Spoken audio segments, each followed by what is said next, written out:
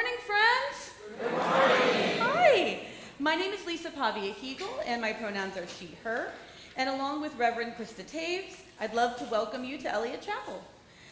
Joining us today is, and I believe, is Elizabeth here? No, so is it Sarah Morgan? Sharon Morgan. Sharon Morgan is our pastoral care. She's stepping in today. If something is weighing on your heart. If you have young children staying with you in the service and they start to get a little bit restless, you can take them into Fellowship Hall, and there is a live stream of the service, and they can run all they like. Young families, there are also snacks for the kids after the service in Adams Hall, and we have a fabulous playground if you're willing to risk third-degree burns by being out underneath the sun. It's all plastic. It's not like when I was a kid and it was concrete and steel. A very special welcome to our guests. Thank you so much for joining us today. We have the fabulous Yvonne Serbel, who's in the back. She is there for your needs. And there are guest forms at both entrances to the sanctuary and a beautiful QR code on the screen. Love for you to hit one of those so that we can stay in touch with you. We also have coffee hour after the service, and if you take a blue cup, people will swarm you with beautiful love. It's fabulous because we will know that you are a guest. And of course, if y'all are here now, you know your mission. If you see a blue cup, beeline it. Don't be scary though, all right? And for those of you fabulous folks online, coffee hour starts at 1:30. All right. Now I invite you, as you wish, to join in our welcome by responding, "You are welcome here," after each of these statements. If you are black, brown, white, indigenous, APIA, whatever your origins, you are welcome here. If you are an immigrant, a refugee, or a person without documentation, you are welcome here. If you believe in God all of the time, some of the time, or none of the time, you are welcome here. If you have a disability, visible or invisible, or if you are neurodiverse, you are welcome here. If you've been here 100 times, or if today is your very first experience, you are welcome here. If you want for nothing, or if you struggle every day just to get by, you are welcome here.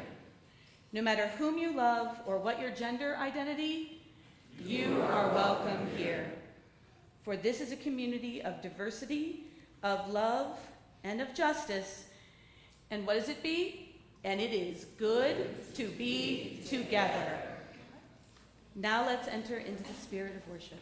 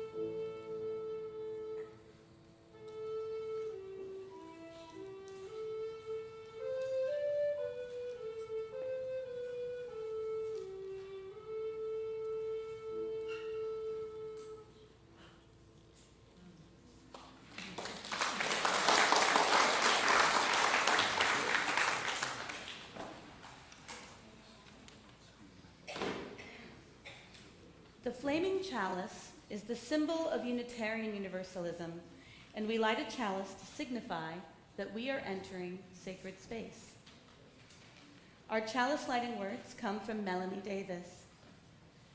If ever there was a time for a candle in the darkness, this would be it.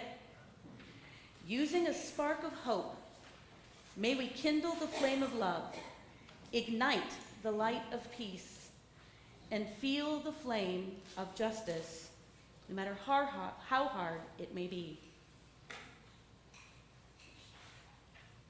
And if you would please rise in body and or spirit, and for our opening hymn, number 114, Forward Through the Ages.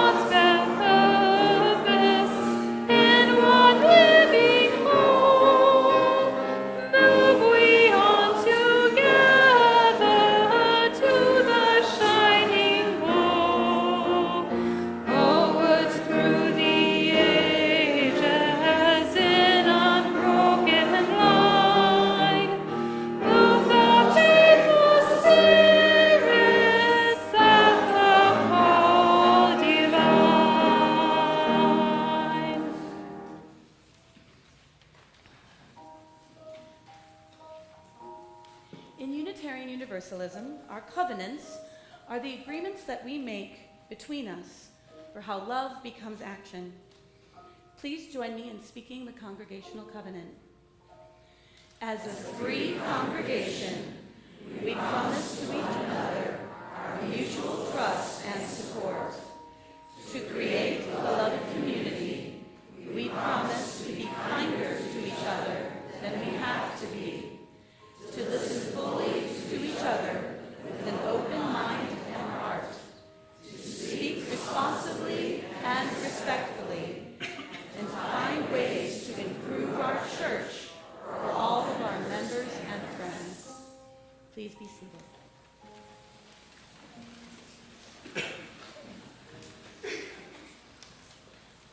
Every week, we share our offertory with a community organization that reflects our values and our commitment to service. This month we're sharing our plate with Crime Victim Center, which helps support people who have been victims of crime to move from crisis to resilience. As we prepare to give, we welcome the presence of some of the children in our sanctuary today. Together, young and old, we practice generosity, knowing our gifts create ripples of love and care in our community. So let us give joyfully. You're welcome to donate through the plate, through the QR code on the screen, or text Eliot and shared plate, one word, plus the amount to 73256, 73256, and then a link will send you directly to the page. Let us be a generous people.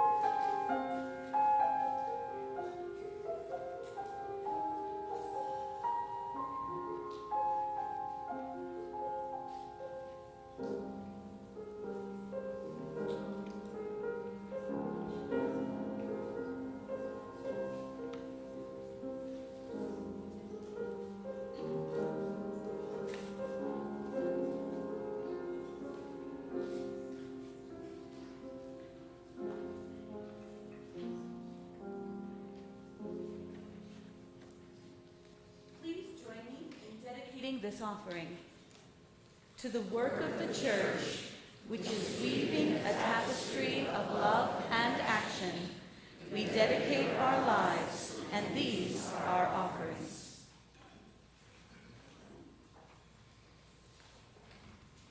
Good morning. Good morning. I'm back. Thank you. It's really, really good to see you. It's good to be back.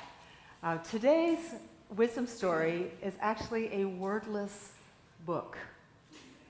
And we're going to watch it on the screen.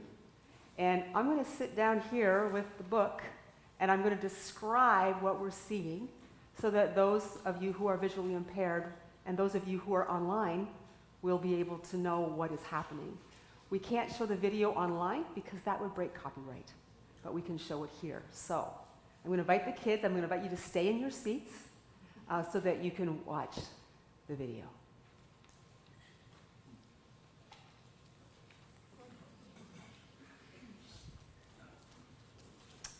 The story is called Wave by Susie Lee. A girl and her mother are running down the sand.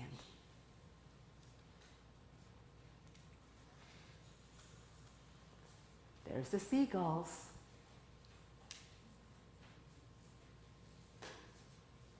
And there's the girl looking at the ocean.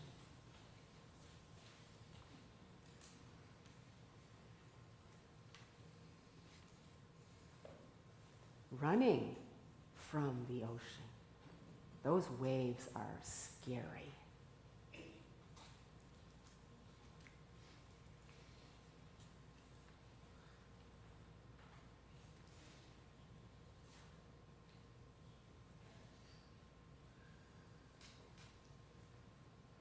building up her courage, looking at the ocean, wanting to be with the ocean.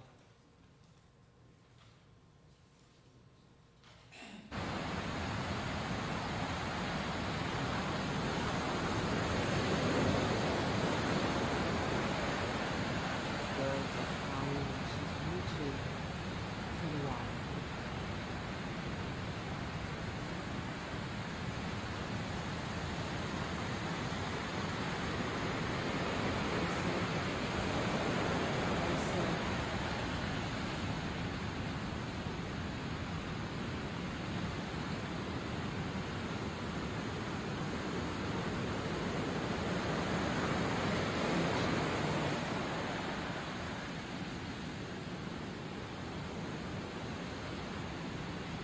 Playing in it.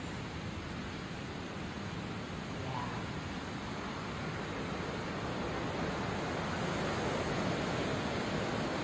Splashing in it.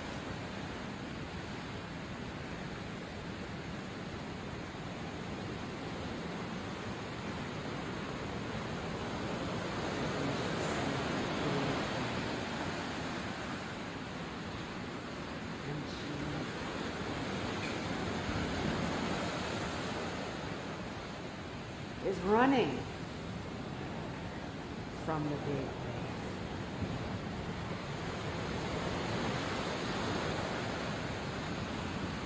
Sticking her tongue out at the big wave.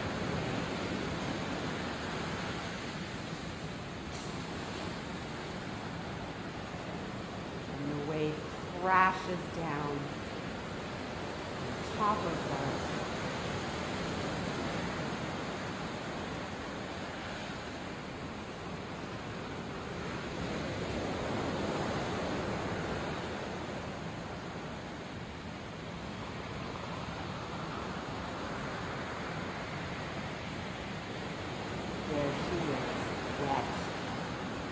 Covered in salt water, sea stuff.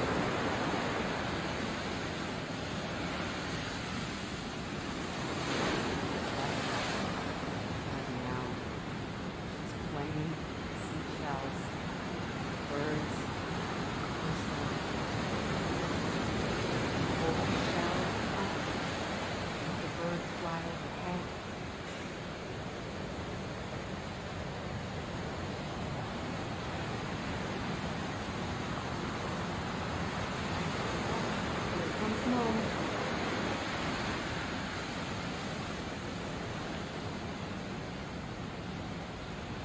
He doesn't want mom to go. He wants to stay in there. To hold her hand there. Not out of her. It's time to go.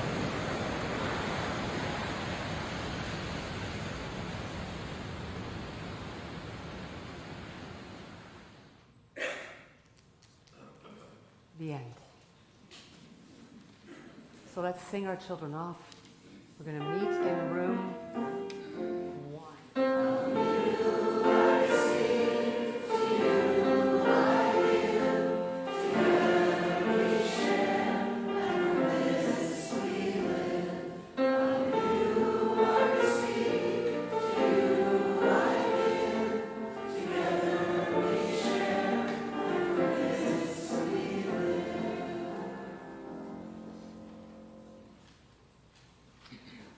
Our prayer today is by Howard Thurman, African-American author, philosopher, theologian, Christian mystic, educator, and civil rights leader. Howard Thurman wrote using Christian imagery, and while many of us are not Christian, we'll respect his understanding of the ultimate and trust that we can find universal meaning in language that may not be ours. As we prepare to enter into a prayerful, meditative space, let's be sure we're seated comfortably, that we center as we center, and ground as we ground, And let us come together with 3 deep breaths.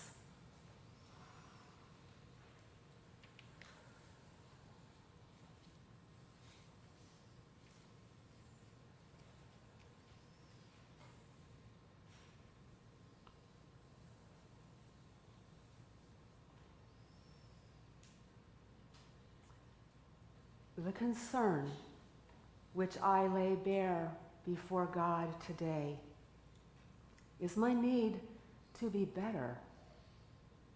I want to be better than I am in my most ordinary day-by-day contacts with my friends, with my family, with my casual contacts, with my business relations, with my associates in work and play. I want to be better than I am in the responsibilities that are mine. I am conscious of many petty resentments. I am conscious of increasing hospitality toward certain people. I am conscious of the effort to be pleasing for effect, not because it is a genuine feeling on my part. I am conscious of a tendency to shift to other shoulders burdens that are clearly my own. I want to be better in the quality of my religious experience. I want to develop an honest and clear prayer life. I want to develop a sensitiveness to the will of God in my own life. I want to develop a charitableness toward my fellows that is greater even than my most exaggerated pretensions. I want to be better than I am. I lay bare this need and this desire before God in the quietness of this moment. Let us enter into a time of silent meditation and prayer.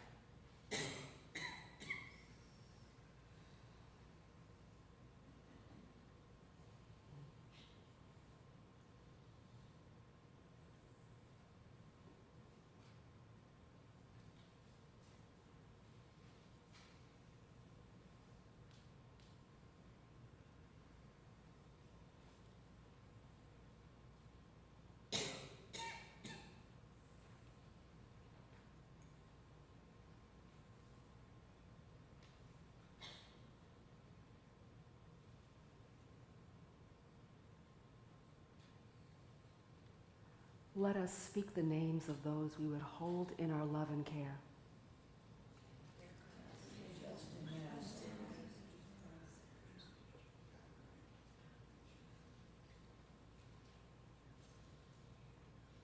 In the spirit of the love that knows no bounds, this we pray. Amen, and blessed be. I invite you to stay seated for our meditative hymn, Find a Stillness.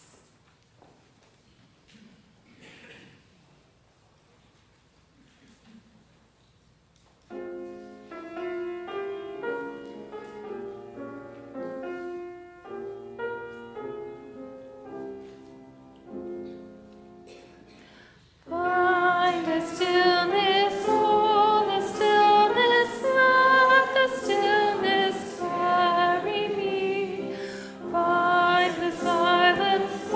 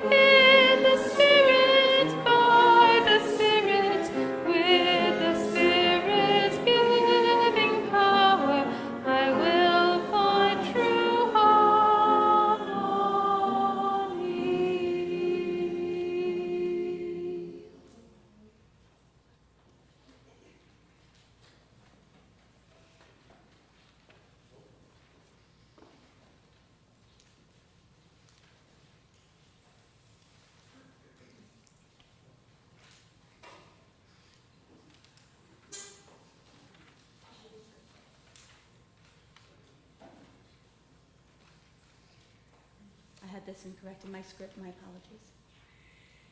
This is from The Gates of Hope by Victoria Safford, who's a UU minister. Our mission is to plant ourselves at the gates of hope. Not the prudent gates of optimism, which is somewhat narrower, not the stalwart, boring gates of common sense, nor the strident gates of self-righteousness, because they creak on shrill and angry hinges. People can't hear us there and cannot pass through. Nor the cheerful, flimsy garden gate of every little thing is gonna be all right. But a different and sometimes lonelier place. The place of truth-telling about your own soul first of all, and of its condition. The place of resistance and defiance, the piece of ground from which you see the world, both as it is and as it could be, and as it will be. The place from which you glimpse not only struggle, but the joy of the struggle. And we stand there. We stand there beckoning and calling, telling people what we are seeing, and asking people what they see and what they could see.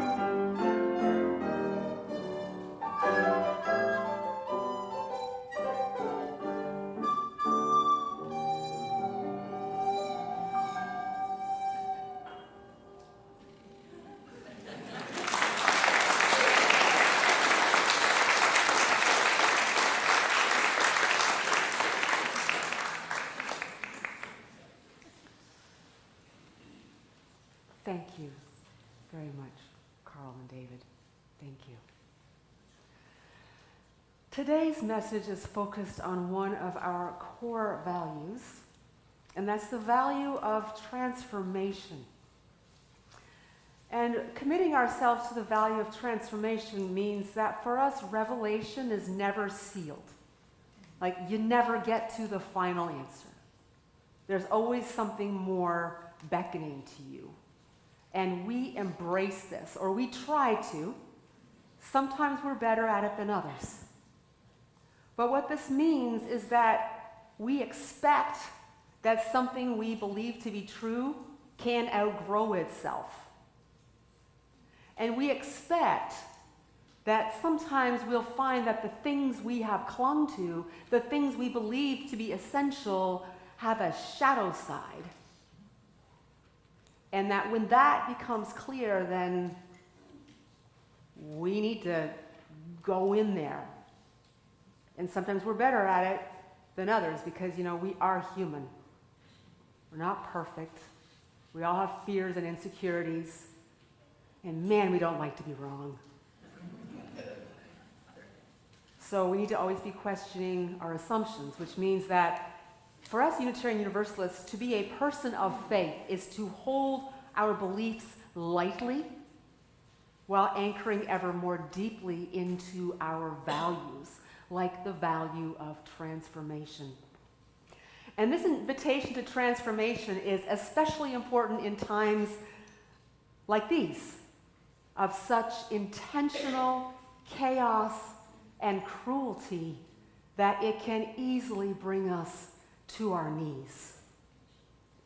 Today, we're looking at the shadow side of how our Unitarian heritage has taught us to hope. In our wisdom story, it's summer, and a little girl is drawn to the water, just like we are when the temperature climbs and the water is finally ready to welcome us. We go to the river, we go to the lake, we go to pools, we go to splash pads, we go, the water draws us, right, in the summer. And the water has drawn this little girl, and she approaches the waves, and she's so curious and excited, but she runs away. Then she closes back in, and she backs away, and finally she decides she's going in. It's time for her to do it. And she goes in and she starts playing. But then there's a wave that comes, and she thinks she's made the decision, but the wave has made the decision, and it crashes over her. Is she going to be okay? You can't even see her in the picture with all the water frothing. But does she run? No, she doesn't. She's done with running. She's in the water. She's embraced the water. And as we consider what it means to have hope today, let's hold on to the image of the water that draws us towards it in a magnetic dance that includes fear and confidence, curiosity and heartbreak, peace and desire. So the last time I stood in this pulpit, it was early June. And it would be hard to recount all the frightening and hard and stupid things that have been happening since then, right? It's been a hard summer. So here's just a few of the things that have been happening. Arrests and deportations of brown people continue to gain steam. The U.S. is firmly in the ranks of countries known for their horrific prisons, like Venezuela, Russia, Colombia, Iran, China, El Salvador, Thailand. There's starvation, rotten food, lack of water, no health care, overcrowding, no air conditioning, no access to legal representation, no phone calls, and constant violence. In St. Louis, ICE agents have been seen in your convenience store, bus stops, schools, gas stations, Mexican restaurants, hospitals, and parks. There have been arrests all around us, mostly concentrated in areas with a high concentration of Hispanic people, but the net has also gone wider. And detainees are now being held in 3 places in our state. They're being held in Phelps County, which is Rolla and surrounding areas, St. Genevieve, which is just south of us, and Greene County in Missouri's southwest, where Springfield, Missouri is. And rural Missouri police departments are falling over each other for contracts with Homeland Security to hold and transport detainees. It's bringing money into poverty-stricken, desperately underfunded counties, and they're hiring more staff, raising wages, and preparing their facilities. Meanwhile, in Washington, D.C., the police force has been federalized, and hundreds of National Guard have been sent despite the fact that crime is at its lowest level in decades. There are checkpoints all through the city. There are curfews, arrests, and protests. We're in the second week of the struggle in Red, Texas over redistricting, which would ensure that Republicans receive many more seats than their share of the vote so they can hold the House in the midterms. And over 50 Texas Democrats have fled to prevent a quorum for bringing the bill to a vote. And the governor of Blue California has threatened to remove nonpartisanship in California's redistricting laws in retaliation for any red state that gerrymanders their seats. And then there's the tariffs, and Ukraine, and Gaza, and Israel, the big beautiful bill, and more. Is that enough for now? Yes. Are we basically caught up? The world has always been a hard place to be. And for more than 2 centuries, the Unitarian side of our heritage has offered hope of a very specific kind: optimism. Our hope has been anchored in optimism that good will eventually prevail and that we will be okay. Unitarianism has lifted up the profound goodness of humanity, that there is nothing we can't accomplish because of our inherent goodness. Now, this was extremely radical in the 1800s when this idea formed, when Unitarianism was still completely Christian. As some of us know personally, many Christian denominations still believe that we are, as human beings, inherently evil and depraved, and that we can only be saved by God when we believe the right things. Can you imagine how much stronger this belief was 200 years ago? It was countercultural, paradigm shifting, the Unitarian proclamation of human goodness and its power to make things right. It was huge.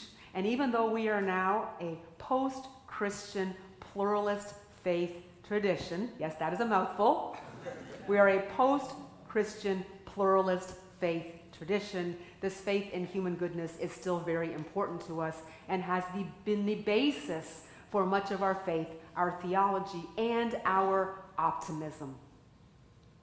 In this optimism, Unitarians threw out sin, we threw out judgment, we threw out guilt, we threw out lament, we threw out confession.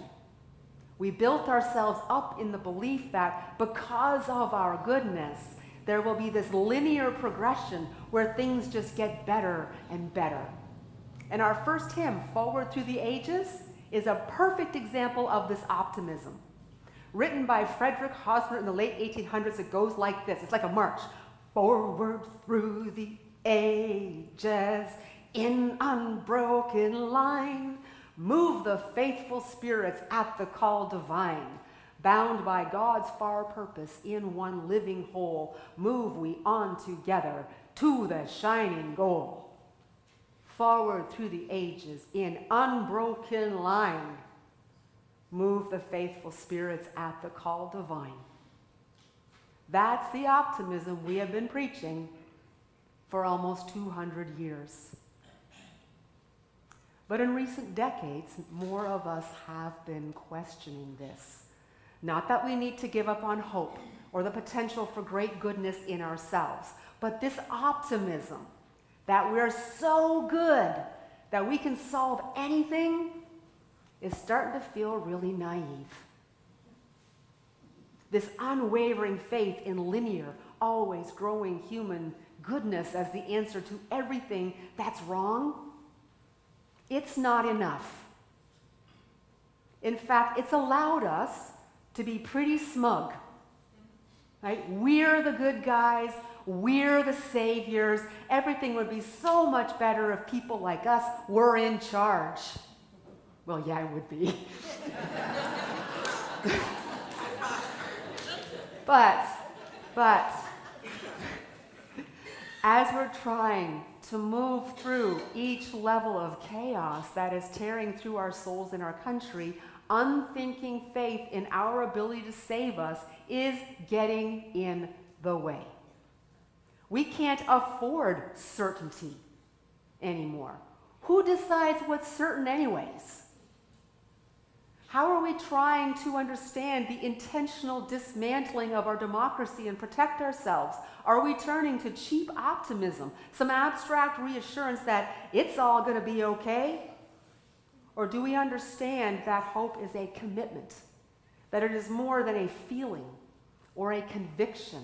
It is a choice, it is an action, it is a relationship with no guarantees. With no guarantees. So here's a little history about how optimism came to define Unitarianism's way of doing hope. And you'll notice I'm not talking about Universalism today. I'm talking about Unitarianism today. American Unitarianism came into existence a little over 200 years ago from within the New England white Protestant elite. Okay? The wealthy people, the powerful people, the ones who controlled universities and cities and businesses. These were people who were used to being in charge and believed that they knew best because their life experience was like, yeah, right? We're the most intelligent, the most reasonable, the most wise, and naturally the most qualified to determine reality and to lead us through it. They also saw themselves primarily as individuals who wielded their own power, the self-made man. They didn't see how interconnected they were, and that their power wasn't just because of their own goodness or smartness, but because of a social fabric that privileged them. Because they were so individualistic, the faith they proclaimed was not a faith that was all that good at bringing people to work together. You know, there's a reason why leading a Unitarian congregation can feel like herding cats. We say that often, right? And while we can laugh at that, the tragedy is that there have been so many missed opportunities and a lot of harm done because of it. These early Unitarians experienced so much power in themselves and such certainty that they were right, that they had the answers, that the concept of community and connection and wisdom born through relationship just wasn't a priority. And this has been passed through our congregations that continue to be primarily white and middle class. So we carry this legacy. Other things got lost when we lifted up our goodness and distanced ourselves from the potential for human evil.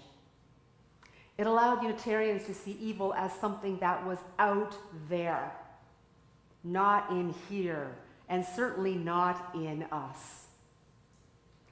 It allowed Unitarians to minimize and deny our potential for evil. It has blinded us to the full reality before us, including the way that we benefit from the oppressions that keep others down. Reverend Nancy McDonald Ladd, a Unitarian Universalist minister who wrote After the Good News, Progressive Faith Beyond Optimism, argues that our individualistic faith in human goodness has created the same kind of disconnections that is at the root of the forces that are tearing us apart. We are also part of it. So for all the really amazing things that the Unitarian side of our heritage has given us, our disconnectedness from our own complicity and potential for creating great harm separates ourselves and from each other. You thought I was going to have my first sermon come here and be happy and comforting, didn't you? Sorry. while we are infuriated by the harm that is happening now, and we should be infuriated, it is easy to look beyond ourselves for where the harm is coming from. But this is exactly who those we are. This is exactly how those we are trying not to hate see us. You know, we often come here desperate for connection. That's why I started going to a Unitarian congregation, Unitarian Universalist. I was desperate for connection, for feeling like I was part of something larger. And if you've recently visited us and are considering whether this could be your spiritual home, maybe that's why you came here, to find your people, to feel at home, to have religious education for your kids that you can trust, to feel that you are safe and held and valued, deeply valued for who you are. And that is our call. That's part of our mission. And yet the hard answer to the connection that we yearn for, the hard answer is being willing to lose our own power and commit to living the truth of our radical connectedness. I don't think we can afford to be a herd of cats anymore. But the fear, the fear of losing control, the fear of a wave crashing over us. What will be left of us? Will we survive? Well, one of the primary tasks in progressive religious community is learning how to be together, how to bring ourselves closer to wholeness by inviting the vulnerability and possibility when we move from the me to the we, from certainty to an openness to all that we don't know, and the humility to accept that we also are complicit with evil. One of the reasons that we've been seriously questioning this ultimate faith in human goodness is because there have always been people in our congregations who cannot take for granted that things are always going to improve and that humans are ultimately good.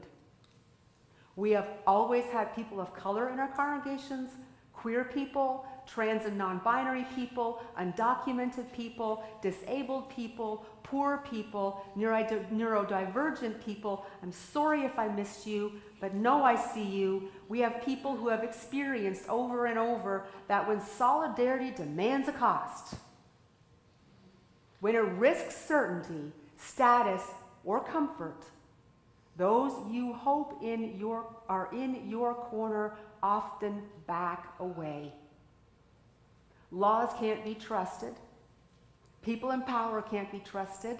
White people can't be trusted. Men can't be trusted. Straight people can't be trusted. Rich people can't be trusted. Human systems can't be trusted. And the answer to this cycle is not to keep saying, oh, but humanity is ultimately good. Just wait, it's coming. Everything is going to work out. Just believe in our goodness. It's not enough, because that's not how it goes.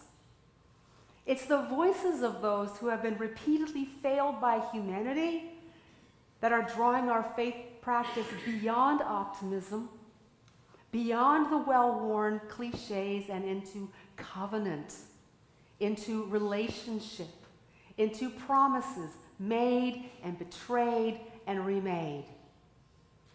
I keep thinking about Susie Lee's touching wordless picture book, Wave. That little girl is drawn to the water, but it frightens her. And just as she has made up her mind how she's going to be in the water, it crashes down around her. And you wonder if it's going to pull her out to sea. But there she is, wet and laying in the sand, covered in salt and sea stuff. Now, should she be angry because the wave messed up her plans, her own decision about how she was going to be in the water? No. She starts to laugh and play, and she embraces the water. The sea didn't wait for her to get her fear under control and jump in. The sea came regardless. For us, the sea is that central ground of being, the love that is beyond imagining. And we are in a time when that wave is hovering over us. And it's so easy in this frightening time to believe that we should have the answers, to be tempted into self-righteousness, to comfort ourselves with platitudes, and to hold onto anything we can control. But the ocean is always here with its complex, interdependent, unceasing, rolling waves. The ground of being is calling us. And you can call it God, a higher conscious, the spirit of life. More and more of us are calling it the love that is larger than we can imagine. That's what we're inviting each other to. A love where there's no guarantees, where there's little certainty, where we will let each other down. And our call is to get back after the wave has crashed over us and join it, delighted in the salt and the seaweed that clings to our skin. So this week, I invite you to reflect on some of your easy answers and to do just one thing that takes you beyond your certainty, beyond your comfort. It could be something you do on your own. It could take place in a relationship, including the relationship you have with yourself. It could take place in a commitment that is more than you would usually make. But welcome the wave. Embrace the wave, so that we may be centered in love in these terrifying times. May we be blessed in our risks, blessed in our doubts, blessed through each other, and blessed in the love that calls us deep into its embrace. That is my prayer for myself, for you, and for all. Amen and blessed be.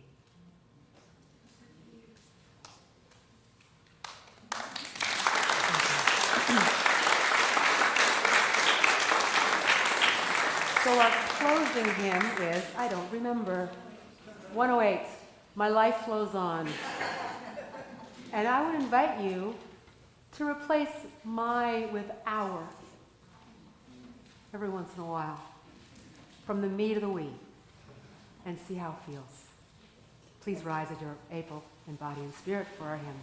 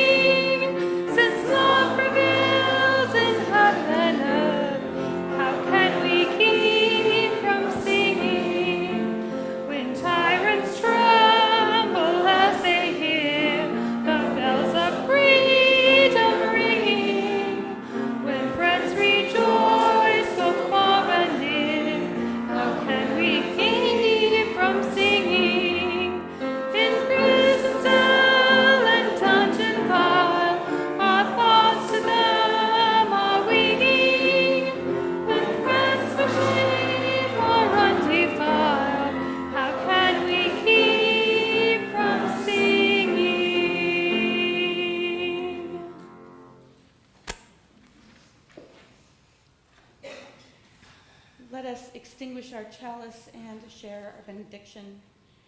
and get to the right place in the script that just turned off. There it is.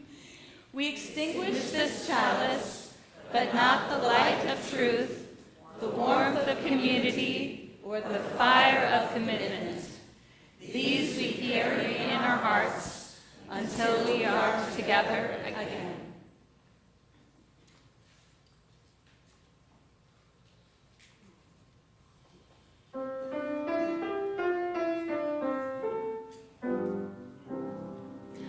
We will keep a place for you wherever you may go. We'll sustain this home of faith and love you've come to know. Go in peace, bring hope to hearts that yearn. We will keep a place for you till you return. And now, may the Spirit of life hold you, may love bless you, and may joy find a place in your day. Go in peace.